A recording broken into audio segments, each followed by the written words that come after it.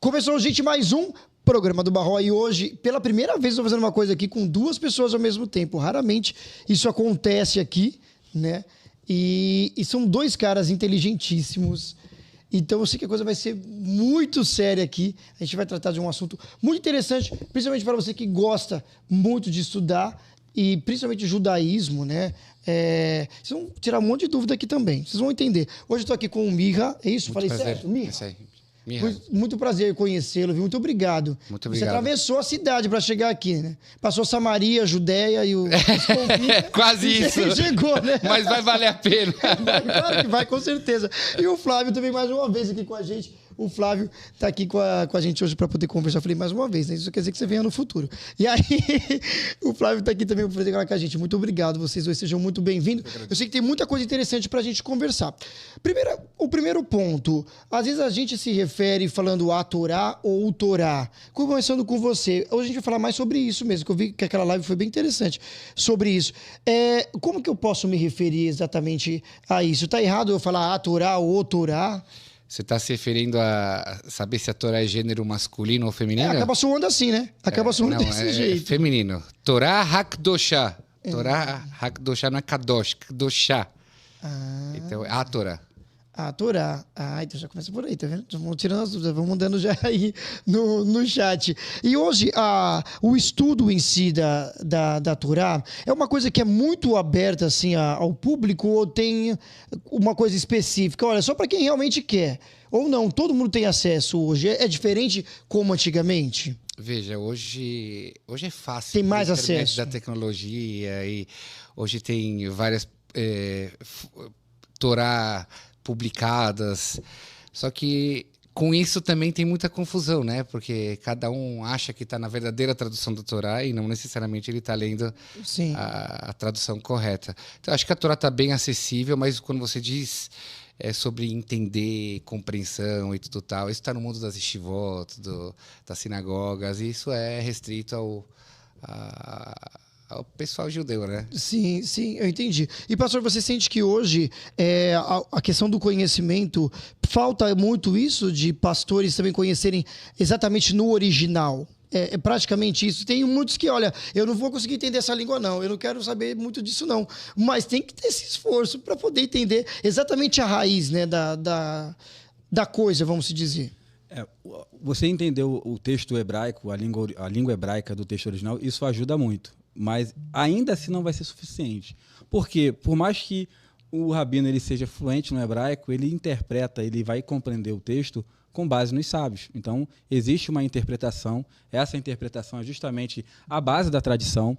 Então, a minha interpretação do texto hebraico, por mais que eu possa ler fluentemente o texto hebraico, a minha interpretação desse texto hebraico muitas das vezes não vai estar alinhada com os sábios. Aí eu gostaria de fazer um adendo, não corrigindo, tá? Não é corrigindo, mas acrescentando, é uma coisa que eu falo já há algum tempo, que hoje na internet tem muita gente que tem acesso ao Rumash, mas a Torá poucos têm.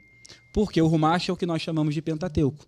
Olha, então o Pentateuco está ali, né? É claro, o judeu muitas das vezes ele se refere ao Rumash como Torá, ora ele fala Torá, ora ele fala Rumash, de forma intercambiada. Só que ele entende o que ele está falando. E, às vezes, um ocidental, um cristão evangélico, quando ele fala de Torá, ele pensa que Torá é só o Rumash, que a gente chama de Pentateuco. Só que a Torá ela é muito mais extensa. A Torá é justamente todo o conjunto de ensinos que foi acumulado durante séculos e séculos e séculos, já milênios, né? Então, assim, muita gente tem acesso ao Rumash e consegue até acessar o texto hebraico, mas a Torá, poucos ainda têm. E os que têm, muitas das vezes entendem de forma inapropriada essa tradição. Sim, e através disso, pegando esse gancho, que eu quero transformar agora no debate, nós vamos transformar agora. Até agora eu até concordo com ele. Então tava muito quietinho, não tava? Tava muito quietinho. Não, eu comecei a sentir que tava muito quietinho. Falei, não, agora a gente vai transformar. Então, Torá é o Novo Testamento ou não? Eu sei que agora o negócio vai ficar sério. Começando com você primeiro, posso entender que seja isso ou não? Veja, o seu ponto de vista em relação a isso? Testamento é um sinônimo para Bíblia, jamais. Só existe uma Bíblia, que é o Tanakh. por que nós, judeus, não enxergamos o Novo Testamento como uma Bíblia? A própria Torá diz que não haverá nada além da Torá e que você deve escutar a Torá. Eu sempre trago isso nos meus debates, que o pai do Mashiach é o rei Davi. E que ele orienta o seu filho Salomão, que se ele quer que continue a dinastia do reinado, de pai para filho, até o Mashiach, é seguindo a Torá de Moisés. Ou seja, nada que vem depois é uma Torá. Talvez seja um livro histórico, que a gente também pode debater sobre isso, mas não tem, para nós, validade de um testamento, de uma Bíblia. Ainda mais porque, na nossa visão, tudo que se escreve sobre Jesus não tem procedência. Veja, quem escreveu os evangelhos não viu Jesus. Como em cima disso dá para dizer que é uma Bíblia? Paulo é o indivíduo que mais cristianizou Jesus. Paulo não viu Jesus. Estou errado? Paulo não viu Jesus. Quem é o primeiro que diz que Jesus é filho de uma virgem? Mateus, que para escrever o evangelho dele, ele olha para Marcos, que não escreve que Jesus é filho de uma virgem. Marcos não viu Jesus. Mateus não viu Jesus. Como esses evangelhos podem ter status de Bíblia versus a Torá, que foi entregue na frente de pelo menos 3 milhões de pessoas e que foi entregue a um povo em tempo real? Ou seja, Moisés não vai embora desse mundo antes de escrever a Torá, passar para o povo, e escreveu dezenas de vezes em dezenas de pedras. Então, nada pode substituir a Torá. Essa é a nossa visão. Isso. E o que você tem a dizer, pastor, em relação a isso? Ele trouxe muita coisa na fala dele, vamos tentar aqui pontuar de uma forma bem elegante, né? E eu estou contando um tempo para cada um, viu? Estou olhando aqui. Eu tenho uma abordagem relacionada com o Novo Testamento, que, é claro, não é uma abordagem assim fundada, mas eu separo a expressão Novo Testamento dos documentos que fazem parte dele. Os evangelhos, como citado por eles, as cartas do apóstolo Paulo. Então, a expressão, ela sugere exatamente isso que o Rav Mirra colocou. Ela sugere justamente uma ideia de algo inaugural. E, obviamente, que eu, no lugar de qualquer judeu ortodoxo, me sentiria também muito incomodado com isso. Você saber que você tem um testamento que foi desenvolvido e criado para substituir a Bíblia hebraica, a Torá, os profetas, os livros, os escritos, todo o conjunto ali da Bíblia hebraica. Eu digo que, quando eu digo com base em literatura, em material que vai falar sobre o processo de desenvolvimento do cânon cristão, os apóstolos, todos que escreveram tudo que nós encontramos dentro do chamado Novo Testamento, eles não escreveram esses materiais com o objetivo de fazer desses materiais algo que viesse substituir a Bíblia hebraica, ou com que esses materiais viessem fazer parte de um cânon que viesse substituir a Bíblia hebraica. Eles escreveram endereçado para comunidades locais daquela época que estavam em desenvolvimento. Você percebe isso, por exemplo, lendo Eusébio de Cesareia. E, com o tempo, as comunidades evangélicas, que na verdade eram comunidades messiânicas ali por volta do 1º e 2º século, à medida que essas comunidades foram se afastando da sua raiz judaica e se desapegando desses elementos judaicos da fé, elas foram também usando literatura que era utilizada com um fim. Por exemplo, os evangelhos, eles eram lidos já dentro das comunidades messiânicas que já estavam bem avançadas no nível de tirar o judaísmo de dentro dela, nas leituras públicas aos domingos. Existe um documento dentro da crítica textual chamado de lecionário. O que eram os lecionários? Eram conjuntos de leituras que fazia parte dessas leituras os evangelhos, as cartas paulinas, que eram lidas aos domingos, justamente imitando aquilo que acontecia nas sinagogas judaicas nos dias de Shabat. Então, esse processo de retirada, né, do judaísmo, de tirar a igreja, o que hoje tornou-se essa igreja institucionalizada do judaísmo, culminou justamente com uma formação de um cânon para substituir a Bíblia hebraica. E isso, de fato, é algo cristão. Só que isso, ao meu entender, não diminui o valor, né, e a importância dos documentos que desse testamento chamado de Novo fazem parte. Então, esse é um ponto. Sobre a questão da Paulo cristianizar, na verdade, existe uma leitura totalmente equivocada acerca de Paulo em boa parte dos segmentos cristãos, assim como há também dentro do contexto judaico ortodoxo, acerca de Paulo. Assim como há, por exemplo, de cristãos que leem o Rumash sem a tradição. Hoje é comum você pegar, por exemplo, você pega um cristão evangélico, principalmente neófito, ele pega lá Devarim, Deuteronômio 6,4, Shema Israel, Adonai Eloheinu, Adonai Echad. Aí ele vai dizer que ali tem a Trindade impressa. Entendeu? Então, assim, o equívoco de ler não é só entender Paulo, é entender o próprio texto. Existe um desafio muito grande. Eu acho que o papel do intérprete, do exegeta, é exatamente você romper com esses abismos que existem, que é um abismo cultural.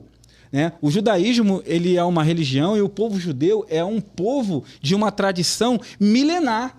Tradições que remontam séculos e séculos. Aí a gente pega, às vezes, um teólogo que teve uma formação teológica totalmente deficiente, baseada unicamente na patrística, ou seja, um contexto cultural helenístico totalmente distanciado daquele berço judaico, e eu vou botar ele para interpretar Paulo, um judeu, fariseu, segundo ele mesmo diz, zeloso da lei, e segundo o costume que há na lei, ele excedia todos os jovens da sua idade em judaísmo. As cartas de Paulo, para quem conhece a literatura rabínica, para quem conhece a literatura rabínica, você vai ver, por exemplo, num bate-papo que você teve lá com Rafael Rocha, ele falou sobre o conceito de ikvot de mishra. Essa expressão, tá certo? Que é Ikvetá de meshira. Ikvetá de meshira. Ikvetá de meshira, que é uma expressão aramaica que fala dos calcanhares do Mashiach. Aí você explicou o conceito. Nós encontramos esse conceito nas palavras de Yeshua, quando ele vai falar das dores de parto, ele vai trazer isso. Rav Shaul, apóstolo Paulo, ele fala no capítulo 3, quando ele escreve para Timóteo, exatamente o que está lá no Tratado de Sanedrim 98, que é um tratado talmúdico, onde ele vai falar justamente quando se aproximasse a época da Geulah, duas coisas poderiam acontecer. Ou o mundo ele ia se degenerar totalmente, a lepra ia tomar conta, né? Ou não. Ou o oposto. As duas opções. Mas haveria os dois opostos. O apóstolo Paulo ele vai falar desse oposto negativo. Ele vai falar que nos últimos tempos surgiriam homens amantes de si mesmo, escarnecedores, avarentos, patricidas. Ele começa a listar muita coisa relacionada com as obras da carne, a Yetzirah, né? Então, isso é justamente um elemento que é linkado. Não tem como desassociar um judeu, Paulo, conhecendo a tradição, dizer assim, Paulo, você não inventou isso. Ele não inventou isso. Isso é algo presente dentro da tradição. Ele está justamente linkando, né, trazendo para aquela comunidade em Tessalônica algo que já era praticamente corrente dentro do ambiente judaico. Olha aí.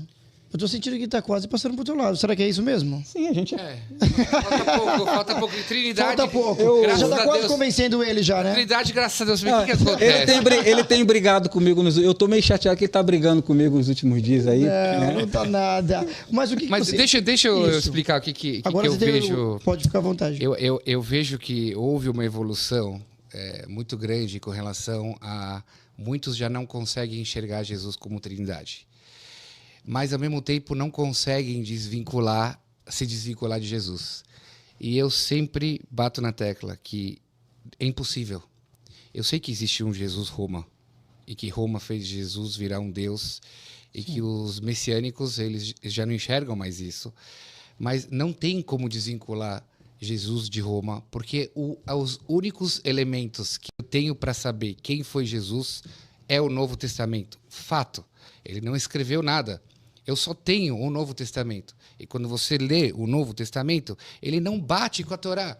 E agora você está ouvindo isso de alguém que não é um especialista no Novo Testamento, verdade, eu assumo, mas não sou um especialista da Torá. Sim. Eu leio a Torá no original. E conforme ele falou, com a tradição milenar judaica de transmissão, que é a Torá oral.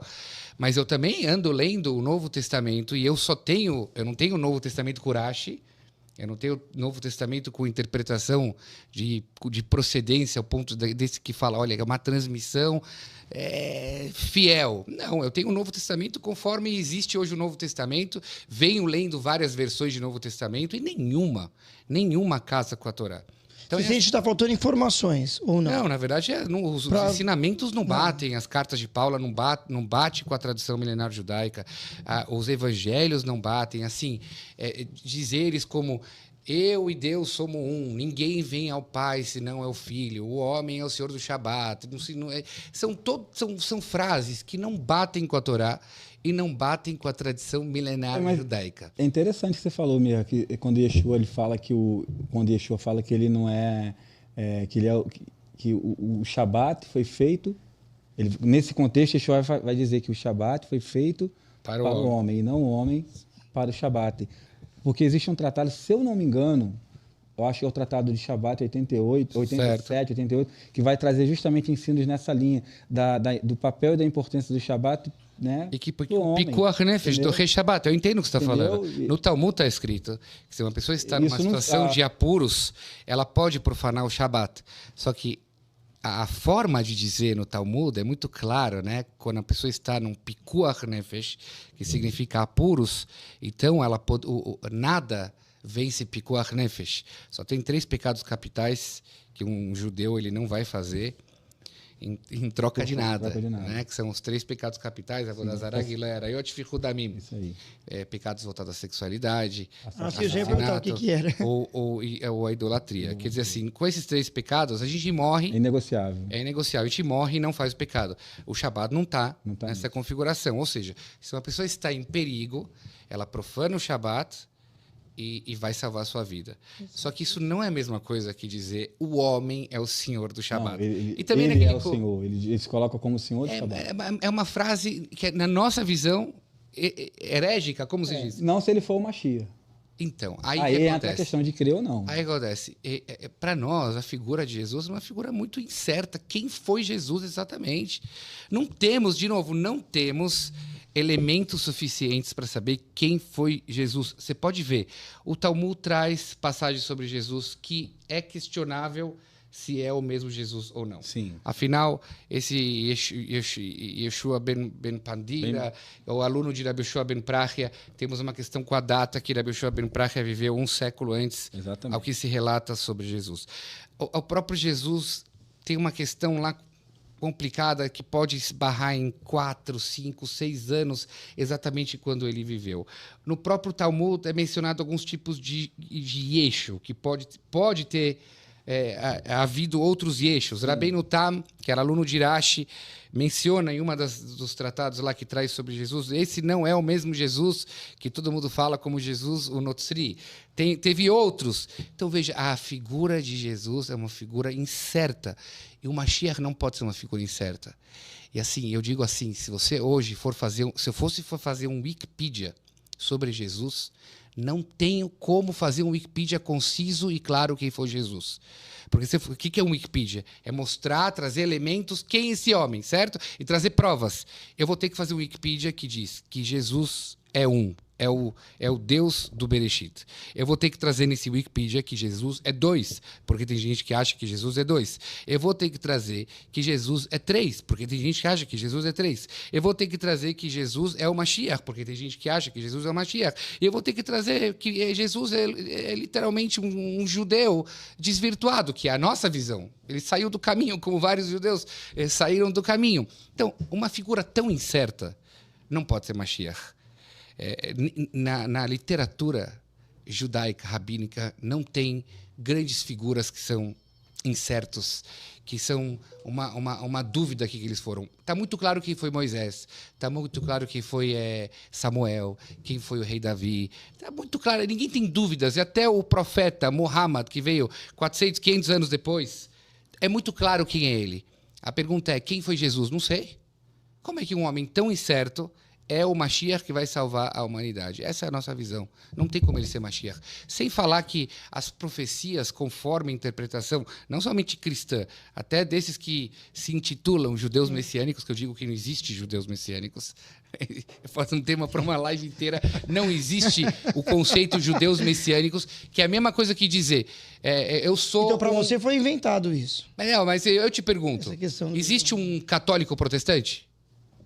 E se eu chegasse aqui e falar assim, eu sou um católico protestante. Hoje, mas... Alguém pode se intitular católico protestante? Não.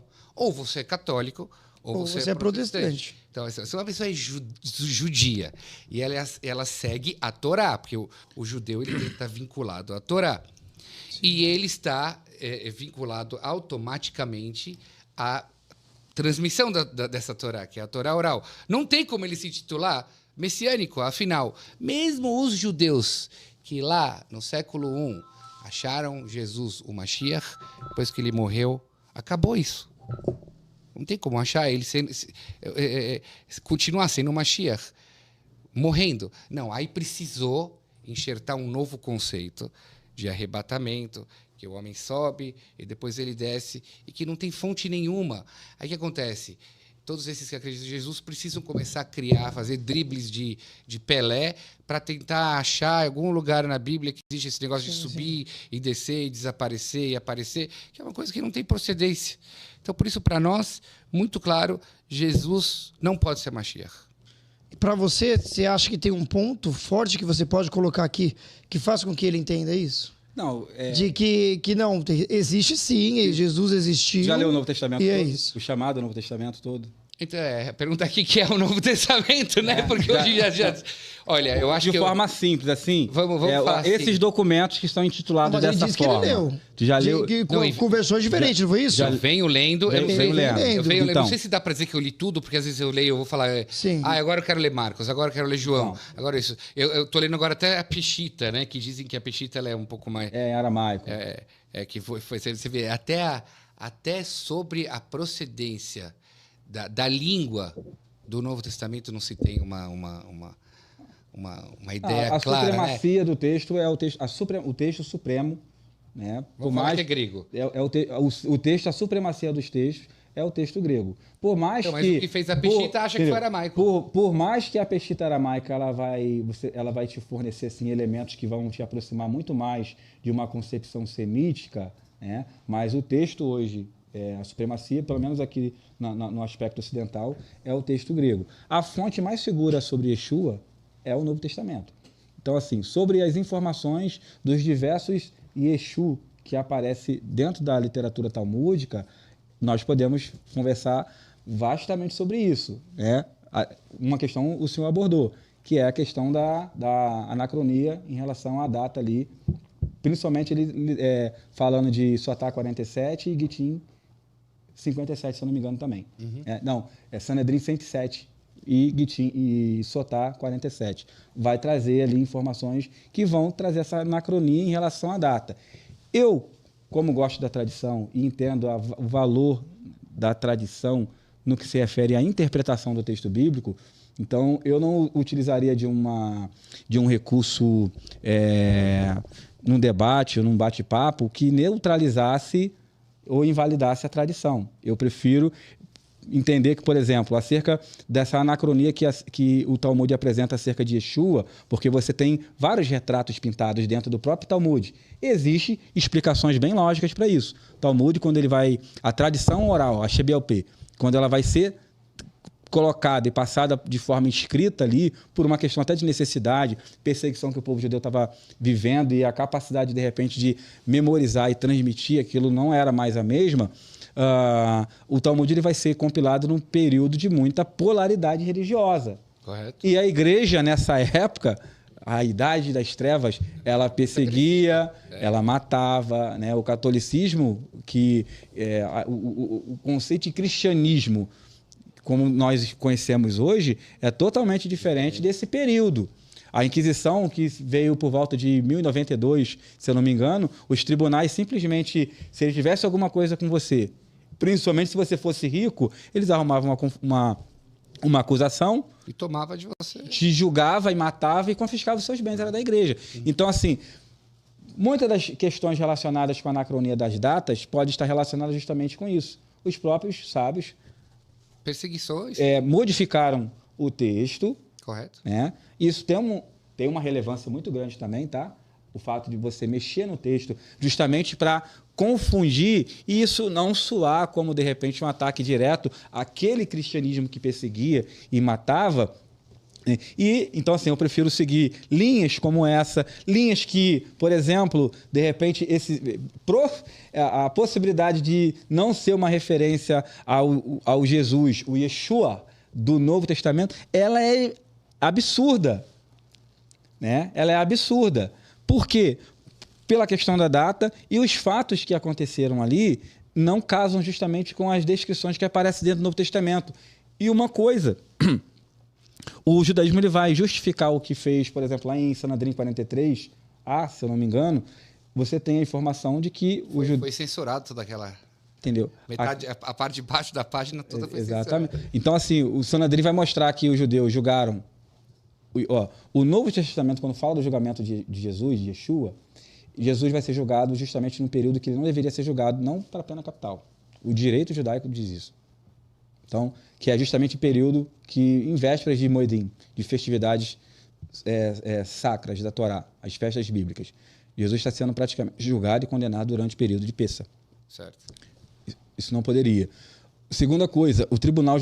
a gente vê isso, por exemplo, dentro da própria Parashá Mishpatim, lá em Shemot 20, na Parashá Mishpatim, você tem praticamente ali uma transcrição das leis mais básicas da Torá, categorizadas como Mishpatim. Você tem Mishpatim, Eidut e Hukim, né? E Mishpatim são as leis mais básicas.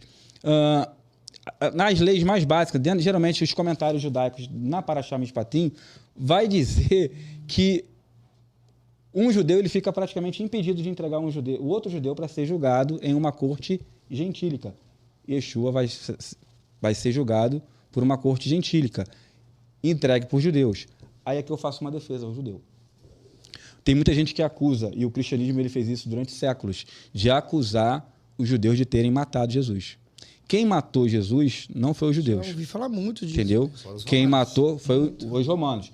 Aí aqui a gente tem uma situação bem interessante, que por um raciocínio lógico é interessante pensarmos dessa forma. Roma jamais poderia ter criado um Messias que ele mesmo matou. Isso é muito incoerente. Você criar alguém... Só isso Deus, entendeu? Né? Ajudei ele... nós ajudamos ele virar Deus, Imagina, você vai criar alguém que tem o potencial de praticamente dominar o mundo e depois você vai matar ele. Assim, isso não casa. Tem alguns... Não é o Rav que fala isso, mas tem alguns... eu vou chamar de rabinos que falam esse tipo de... Eu teria vergonha de falar isso, porque isso não é uma coisa respeitada no campo do estudo, no campo do academicismo. Então, você tem essas infrações. O Talmud vai justificar isso, quando fala desse Yeshu, que parece com o do Novo Testamento, só que do Novo Testamento ele é crucificado, porque quem matou? Foi Roma. Do Talmud ele é enforcado, é totalmente diferente. Não tem como ser o mesmo. Se eu admitir que é o mesmo, eu vou ter que admitir outras questões. A possibilidade dos rabinos terem alterado o texto do Talmud justamente para se desvencilhar da igreja que perseguia e matava na época. Aí entra uma questão. Até que ponto eu posso confiar nos sábios, então, já que eles não tiveram a integridade de manter a legitimidade do texto para se salvar? Dado que o povo judeu sempre viveu em perigo.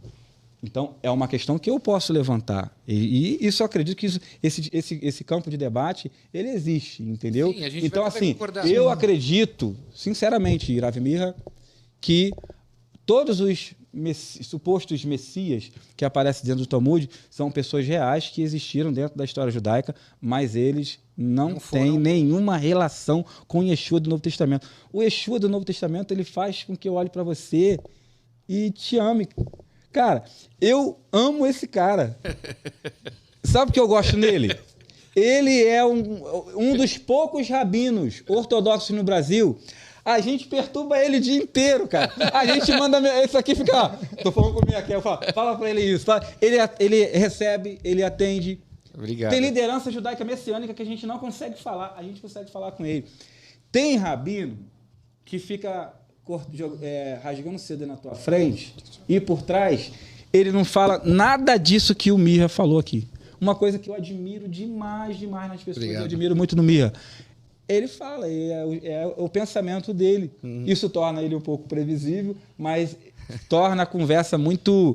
Mesmo sendo uma conversa complicada, ela ainda assim não perde aquele tom agradável. Então, eu gosto demais. Legal, eu achei muito interessante. Obrigado por isso, professor. Achei muito interessante também essa coisa de vocês terem serem próximos.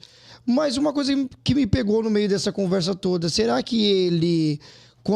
já deve ter escutado dessa maneira. Ele veio para os seus, mas os seus não aceitaram. Ih, tem tanta leitura Será que não é por isso? aí. Então, será que não é por isso que rolou esse lance de, olha, achar que foram os judeus que matou? Porque, veja Esse bem... ponto vocês falaram aí agora. Você também entendeu desse jeito ou não? Porque já ouviu essa frase? Não, está em de Mateus. Falar assim, isso. João capítulo 1, verso 12. Cara, muita gente fala isso, prega dessa maneira de, mas ele veio para os seus não aceitaram. Que bom que eles não aceitaram. Eu tenho 44 que aí anos. Agora o Jesus é nosso e eles não queriam. É meio que isso. Eu tenho 44, minha tem 37. Eu queria ter 37. Tu não tem 37? Eu tô com 42. Eu sou mais velho, mas ele é mais inteligente que eu, tá? Não, que isso? O que acontece? Então, mas ele começou a ler o Novo Testamento agora. Não seria por essa expressão que faz Sim, também com que certeza. não só ele como os outros entendam de que, Sim, olha... é uma leitura errada. Os judeus foram culpados disso. É uma leitura errada, mas veja bem, o Mir, ele começou a ler o Novo Testamento recentemente. Ele é um dos poucos judeus ortodoxos que tem se colocado nessa questão de estudar, é claro. Eu acredito que a leitura dele está sendo uma leitura solitária, né? Independente. E se estiver sendo assessorado, está muito mal assessorado, tá? É melhor você aprender comigo.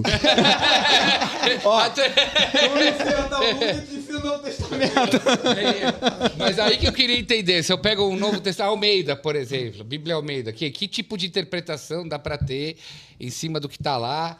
A Bíblia Almeida já passou aí sei lá quantas correções, agora tem a corrigida, tem a atualizada. Assim, O que já dá mais para interpretar? Por incrível que pareça, a versão Almeida, ela tem várias edições corrigidas, né? Por ser a versão Almeida corrigida e atualizada. Mas ainda é uma das melhores traduções que tem. É claro que quando você compara a Almeida com o texto hebraico e com o auxílio dos sábios, cara, não tem como.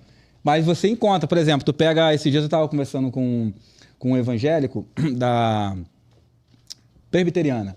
Aí conversávamos, ele rebentando a Torá, né, falando da lei, eu defendendo a Torá com ele, e eu peguei e falei com ele o seguinte: existe uma leitura equivocada, explicando. Aí eu citei Êxodo 20, onde o texto, nas versões em português, boa parte delas vai dizer assim: essas são as leis que lhes proporás. Aí eu falei assim: poxa, o que é propor alguém? É como só, se vocês quiserem, escolhe aí, faz isso. Como é que está o Êxodo 20 em hebraico lá? Tu lembra de Ele é Hukim, Mishpatim. Você tem a expressão ali, essas são as leis que lhe proporás. Você tem a expressão tassim ali, que é por, colocar, estabelecer.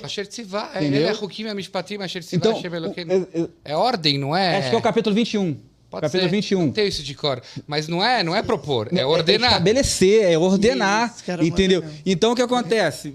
Você tem uma tradução que realmente vai sugestionar o leitor. Olha aí, Guilherme. Pô, Moisés está propondo a gente para praticar aqui as leis do Sinai. Não tem nada a ver. Entendeu? Então, assim, aí você tem uma leitura do hebraico, você vai ter uma mentalidade um pouco mais aproximada, tipo assim, pô, não é isso aqui. Você vai se aprofundar, de repente, lendo obras judaicas como Urashi, que é praticamente um pilar dentro do judaísmo no que se refere à interpretação, e ainda no nível de um pichat muito profundo, né? Que ele vai usar hebraico, gramática hebraica profunda. Certo. Então, assim, existem leituras equivocadas como essa de Shemot. Que já levam há muito tempo. Exatamente. Isso, né? E que provoca esse tipo de ideia. Aí a pessoa abre o Novo Testamento já com várias ideias pré-concebidas dentro do cristianismo. Rav Mirra, eu já fiz muito simpósio e palestra para pastores, desconstruindo exatamente uma visão totalmente antissemita dentro do cristianismo. A gente já faz isso há algum tempo já, de pessoas que tinham uma leitura totalmente errada. E eu já fiz 6 horas de palestra direto. com um intervalo só para parar, beber água, tomar café e voltar de novo. E no final o pastor fala assim para mim, os pastores, fala assim, cara, eu falo assim, vocês têm alguma pergunta para fazer? Se estiver dentro da minha capacidade, eu respondo. Eu queria não ter te ouvido. O porquê? Porque agora a gente vai ter que mudar tudo. Entendeu? Uau. Muitos desses processos de ensino na igreja que você chama, ele tem... Ou igregoga, um dos dois. Eu estou definindo ainda qual que é a melhor definição. Ele tem dom para criar uns termos, né? Já percebi que ele tem. Pastor Bino. Essa do Pastor Bino aí foi...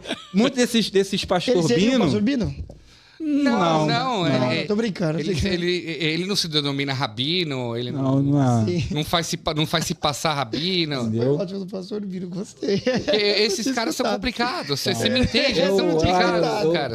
Eu acho que hoje, dentro do meio religioso, cristão e messiânico, eu sou uma das poucas pessoas que me posiciona muito contra isso aí. Essa questão de você tem liderança hoje judaica messiânica que se recebe o título de rabino. Eu sou chamado de Ravi. Eu não sou Ravi. E eu falo isso, eu estou muito longe de um conhecimento de um Ravi. E eu vejo pessoas que aceitam o título de Ravi.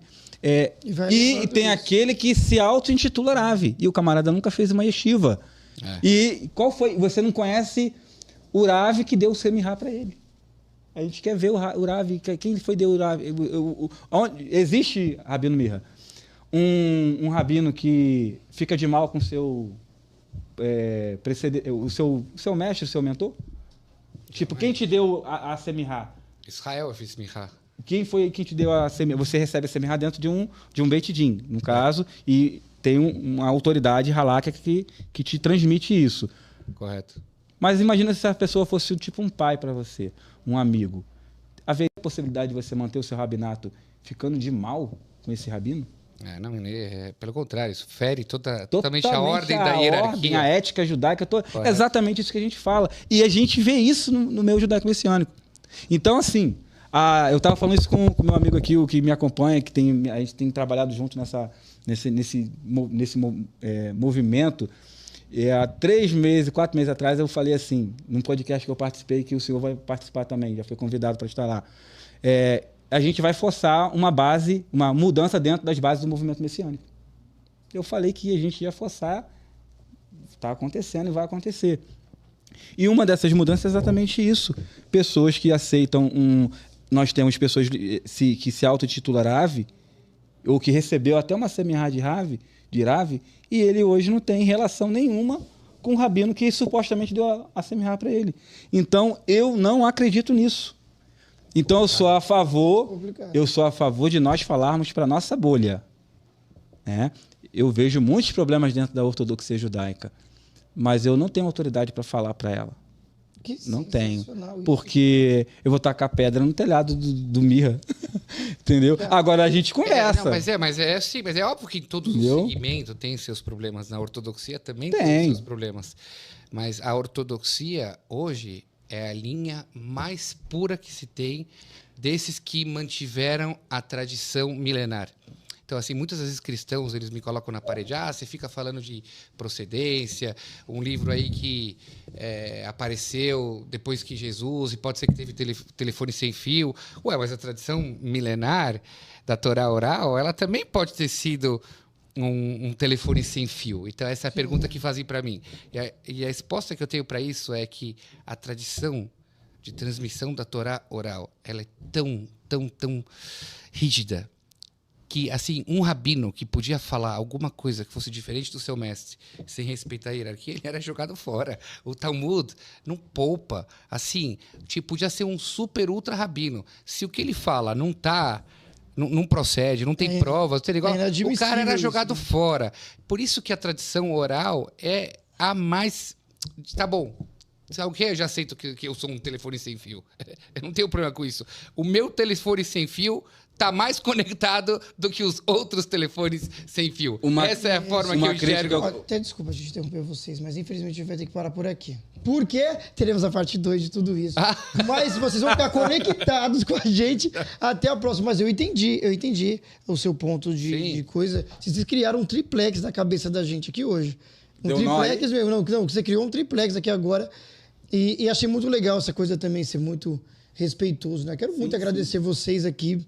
Que pena que foi muito rápido, foi relâmpago, mas... Eu sigo ele no Instagram, eu aprendo muito com os vídeos que ele... você segue ele já no Instagram, olha aí. Segue ele no Instagram. E por falar nisso, qual é o seu Instagram também? Já falou olhando para aquela câmera lá para poder o pessoal seguir. Quem quiser acompanhar. Mirra Gamerman, convido todos vocês para me seguirem. Como que escreve isso? Mirra, M-I-C-H, Mirra. Se botar Mirra já aparece. Já. Mirra, não é Mirra. Mirra, C-H. Meu nome é Michel, então tira o E-L, né? Que é só nome de passaporte, coloca Mirra Gamerman. M-I-C-H-A-G-A-M-E-R-M-A-N. E antes de você ver os meus vídeos, eu quero te dizer que eu sou paz e amor. Mas eu defendo, claro isso, eu defendo a Torá com unhas e dentes. Para mim, assim, vai falar de religião, tem que falar com procedência, tem que provar o que você está falando. E aqueles que começam a bagunçar e tudo tal, vocês estão na minha mira. Eu não tô não, né? Não. Passa no seu Instagram também, de saideira. Meu Instagram é FlávioTeles, @40. Então nos segue lá isso. Também. Colocamos... O Teles é com 2 L's, não, né? Teles com 2 L's. Né? Então, e o canal no YouTube, que é o Orra Torá. É onde a gente fala de escritura dentro de uma perspectiva judaica. Às vezes a gente fala de coisas práticas que acontecem dentro do movimento mesmo. Então, Orra Torá no YouTube. É isso. Gente, esse foi mais um programa do Barró especial, super especial. E foi isso, não sei nem o que dizer, mas vai ter a parte 2. E a parte 2 vai ficar 3 horas mesmo. Aí vai ser 3 horas de verdade, viu, Guilherme? Tem muita coisa ainda para poder a gente conversar. Muito obrigado mesmo. Muito obrigado. Vou trazer um papel e vou ficar anotando as coisas que ele fala. Mas a gente tem que fazer isso. Assim, nos debates eu sempre faço isso. Porque às vezes a pessoa fala muito, aí você começa a perder o fio da meada. Tem que escrever para não perder. É isso, obrigado, valeu. Show. Cara,